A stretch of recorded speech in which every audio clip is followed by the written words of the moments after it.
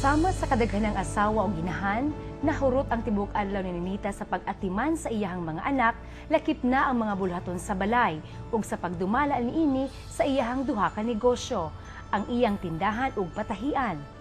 Tulo na katuig sukad gitukod ni Ninita ang iyang tindahan. Tulo ka tuig na usab nga nagadawat siya og order nga mga tahiunon aron makadugang sa kita sa iyang bana. Tungod sa mga loan nga iyahang nakuha sa Rural Bank sa ilang dapit, napalambo ni Ninita ang iyang duha ka negosyo. Nagabayad si Ninita sa iyang loan amortization kada Miyerkules, matag simana. Mao kinahanglan humanon niya og sayo ang mga bulhaton niya sa balay ug ibili niya ang pag-atiman sa iyang tindahan ngadto sa iyang katabang ning adlaw.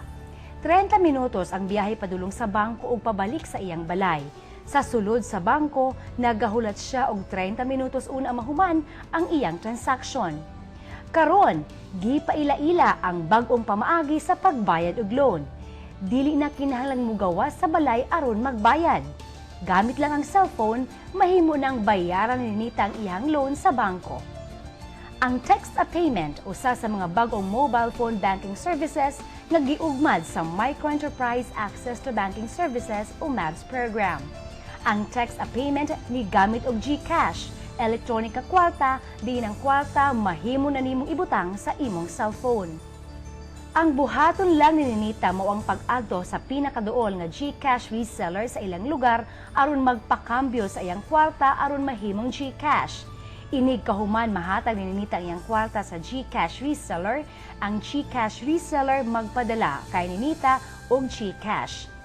Sa text-a-payment, kinahanglan lang i-enter ni Ninita ang instructions o tugon aron mabalhin ang electronic ka kwarta o GCash gikan sa iyang mobile wallet nga naa sa iyang cellphone ngadto sa mobile wallet sa Rural Bank. Dali lang kaayo buhaton. Pinaagi sa pagpadala lang og usa ka text message nakabayad na si Ninita sa iyang loan sa bangko.